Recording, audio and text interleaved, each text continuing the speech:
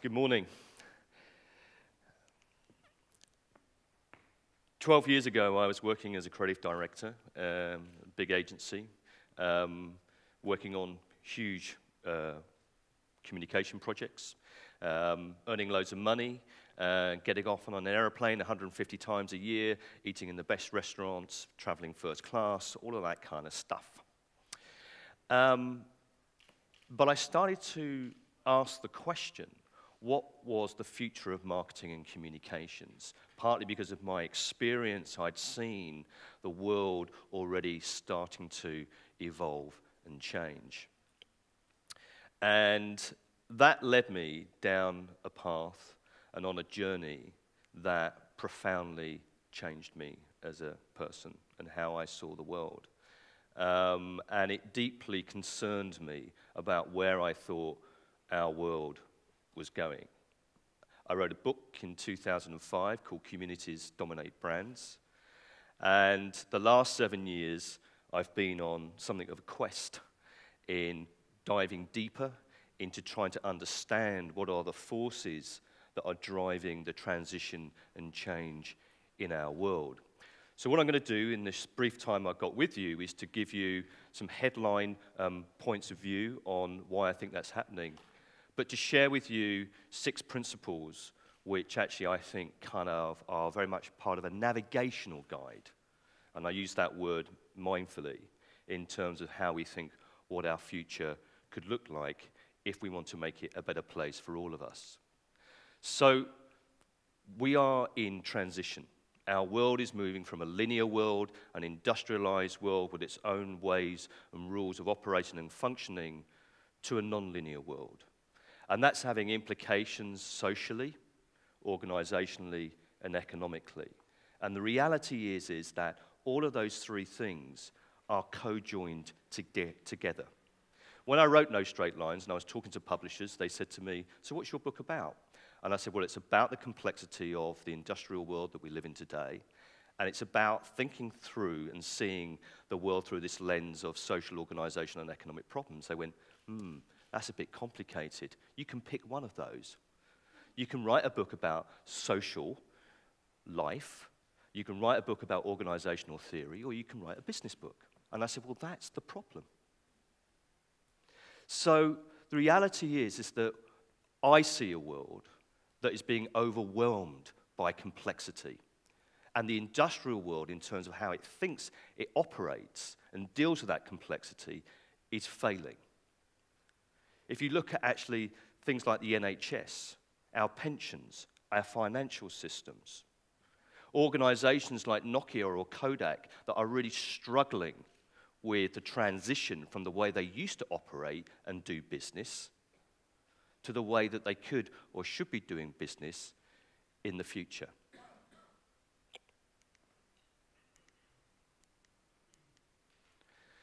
In 2006, IBM released a report that said 8 out of 10 CEOs looked at this sort of unfolding future and felt it to be increasingly uncertain. And that actually they didn't really have the tools or the means by which to actually navigate through that future in a way that gave them confidence. I would say, passionately, that one of the problems we've got with the world that we currently have is that we are placing an economic value on every aspect of human life and how we run every aspect of our organizations. And the problem with that is it's not very healthy. The consequence is actually huge damage done to us as people, as humanity. Bizarrely enough, materially, spiritually, and psychologically. But the interesting thing is that there was a guy called John Stuart Mill who wrote a book called On Liberty in 1859. And he said that human nature is not like a machine, and described humanity that should be more like a tree. And although we all look the same, we're all actually incredibly unique. And it's the sort of diverse forces that make us unique living human beings that actually should be the thing that allows us to live and grow. And the problem is that the way we are asked to educate our kids, to quite often lead our working lives, means that actually we can't be this multidimensional, wonderful, diverse, unique thing. So what we need is not a reboot, but a system upgrade. And actually what I think we are witnessing, because humanity is incredibly resilient, is to upgrade to what I call the human OS, the human operating system, that's driving a will to change this world in a very different type of way. I see it's no accident that we see huge explosions in the world of entrepreneurship, social innovation, the will to change and drive the world in a different type of way, because as our first speaker very rightly said, that actually the younger generation is coming to this world with a very different set of views and beliefs about how this world should be operating and functioning. So the question then is, well, what is it do we want? What drives this human operating system? Well, I think it's these things. We actually want greater opportunity. We want greater freedom. We want greater empowerment, diversity, efficiency, independence, and God forbid, we might need a bit more beauty in the world. And there's nothing wrong with that. And by that, I mean beautifully designed organizations, beautifully written code, a way in which we engage and interact with each other, can have an aesthetics and a beauty about it, which is actually no bad thing for us as human beings. And for me, this is a really important point, that obviously we are, or seem to be, completely and utterly obsessed with technology at the moment, because it's there in our face. But the point is that technology does not come out of nowhere. And it only succeeds or fails when it meets fundamental human needs. Fire, electricity, the will, the internal combustion engine.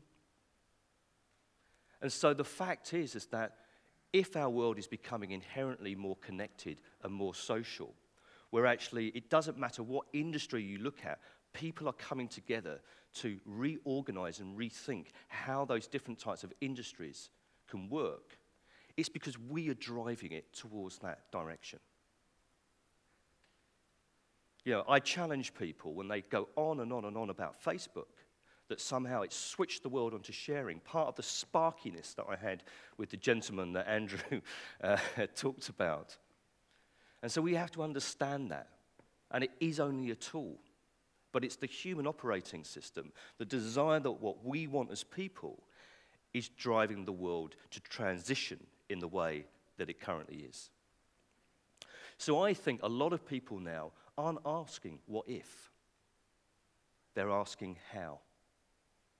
And they're saying, how can we design and create better societies, better functioning organizations, and more vibrant and relevant economies to the world we live in today, all at the same time?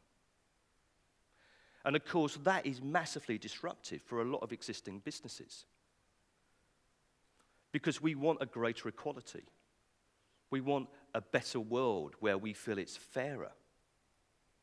And that inherently is about power. Who has it and who wields it. The Leveson inquiry and the phone hacking scandal is one primary example of what I mean. So, the navigational guide. What did I see? Because actually in the book and the project, what I've become really fascinated by is those individuals, startup companies, large organizations, even cities, have actually transformed themselves against some really challenging, I can't sleep at night problems. So the first one is ambiguity. And for me, the problem why a lot of organizations, whether it's in the commercial or the non-commercial sector, struggle is because they stay in an ambiguous state. they dismiss things. They don't understand things. This language here actually describes a car manufacturing company. Now, not many car manufacturing companies use Creative Commons open legal frameworks, participatory tools. They have a global community, participatory media. They are using co-creation. They're using 3D flex manufacturing. They're using open source technologies. They're building micro factories. And the reality is that if you cannot meaningfully start to build patterns in terms of actually what next might look like for you and understand those things properly, then you're never going to be able to get your organization from where it is to where it could be in a better place. So if we keep using the same language to describe the same problems, we're never going to move forward. So for me, this idea about evolving and developing our language is very important. It's why I have a problem with the word social media, because actually it means Twitter, Facebook, maybe a bit of LinkedIn, but it's not actually getting us into the richness and the deepness and the granularity of actually how we can start to describe different ways of operating and functioning. So this was a philosopher. The limits of my language is the limits of my world, and I think that's really, really important to understand. The next one is adaptiveness. The ability to adapt is very important. So if we've got our pattern recognition, if we've got the ability now to build different types of patterns around our industry, our business, whatever it is we're doing, we can now start to think about how we adapt. So we need to be in a process of creating, collaborating, critiquing, and communicating with each other inside our organizations to start to think about what our world could look like, how the business could operate differently, how that organization could function. You'd be able to stand back and to be able to evaluate properly technology, tools, processes, opportunities to decide how and where they might be deployed within the business. Bunch of cows, what have they got to do with this story? Well, interestingly enough, Yeo Valley Farm, we all know what Yeo Valley Farm is, okay, in this room? The largest organic dairy farm in Britain. Now, Tim Mead, who's the owner of Yeo Valley, is not an open-toed, brown rice eating, tree-hugging man. He's actually an accountant.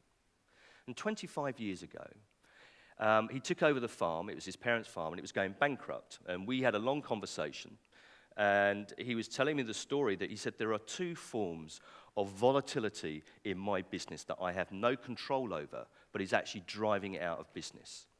One is that running the farm on an oil-based economy, so the cost of fertilizers, pesticides, all of that stuff we need, is making it very, very difficult because the prices in oil are going up and down all the time, and so I have a very destabilizing impact on my cash flow. The other thing I've got is the whimsies of supermarkets. So we have to grow the farm to a certain size to deliver to them, but then they say, oh, Tim, this week we only want 50% of your milk. And he says, the problem is that I can't turn the cows off 50%.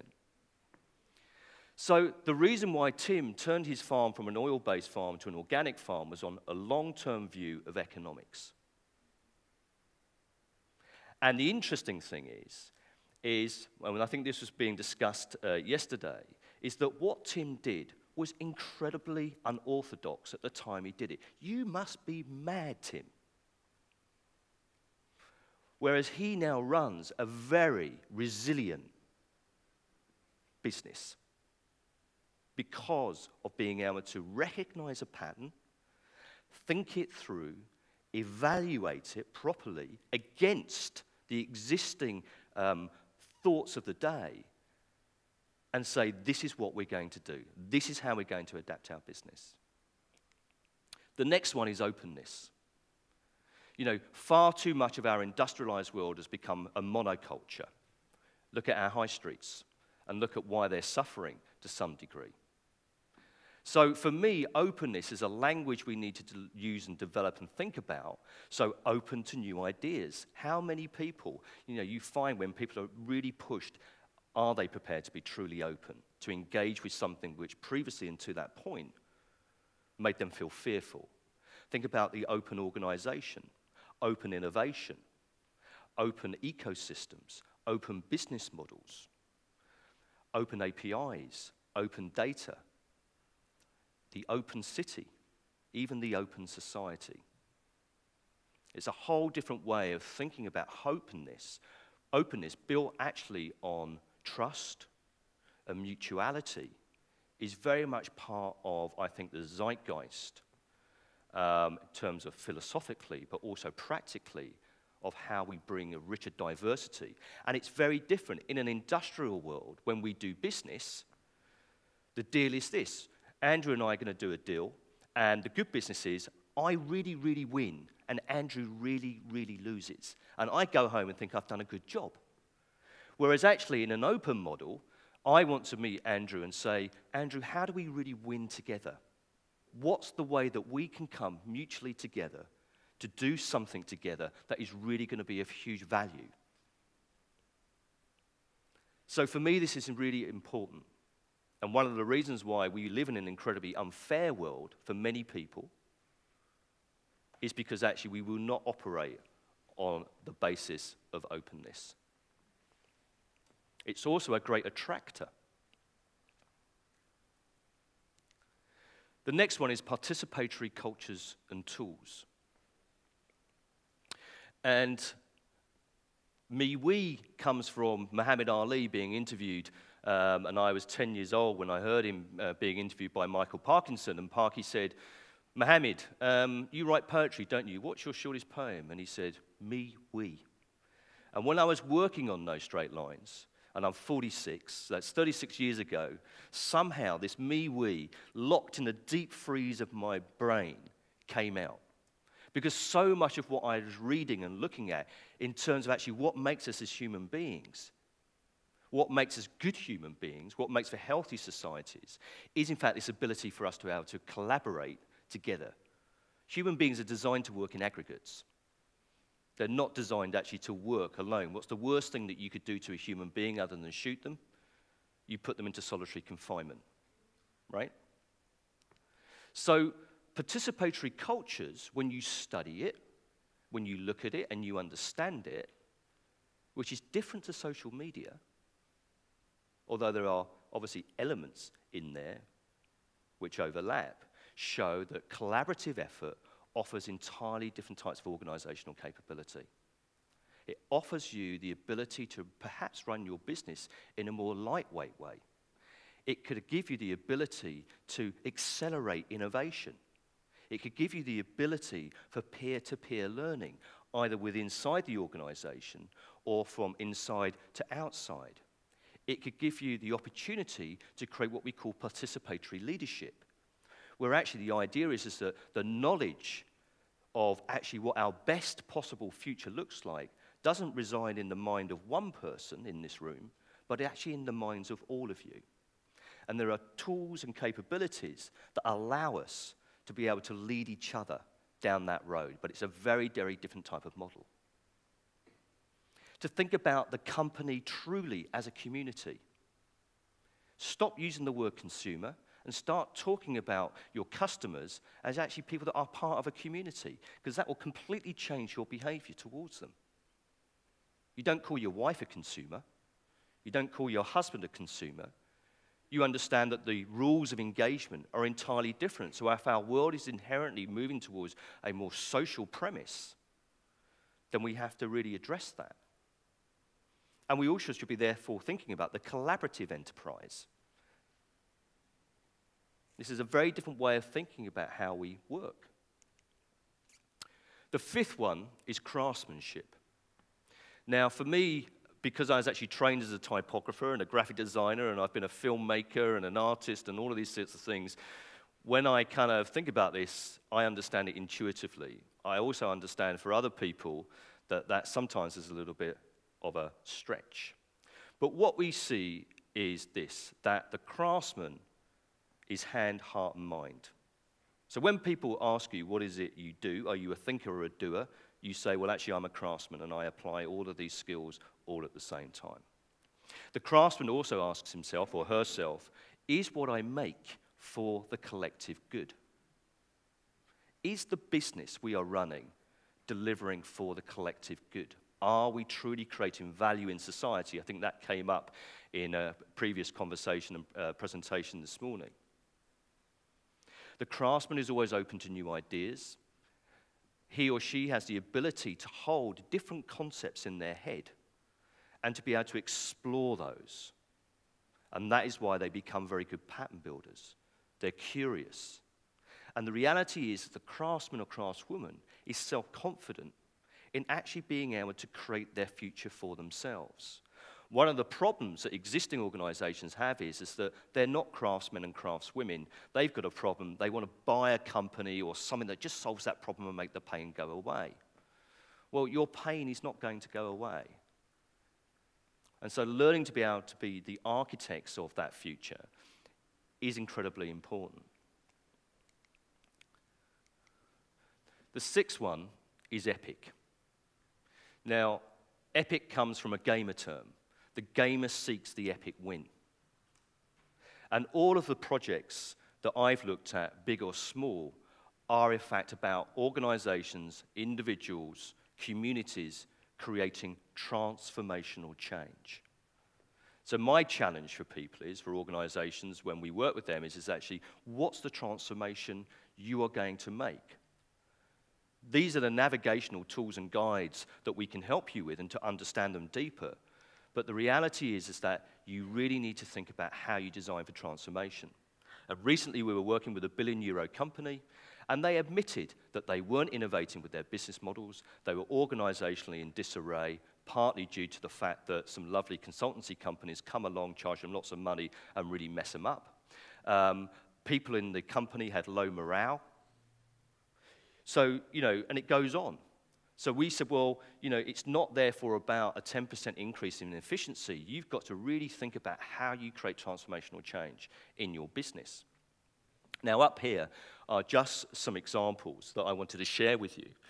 At the top, Nova Scotia, the health authority there, realized that they weren't delivering frontline services against a limited budget. They needed to change. But rather than bringing in a bunch of consultants that were specialists in healthcare, they said all of the people that live in Nova Scotia and all of the doctors and the nurses and the clinicians and the people that provide services within Nova Scotia are the ones that will work out how our best future looks like.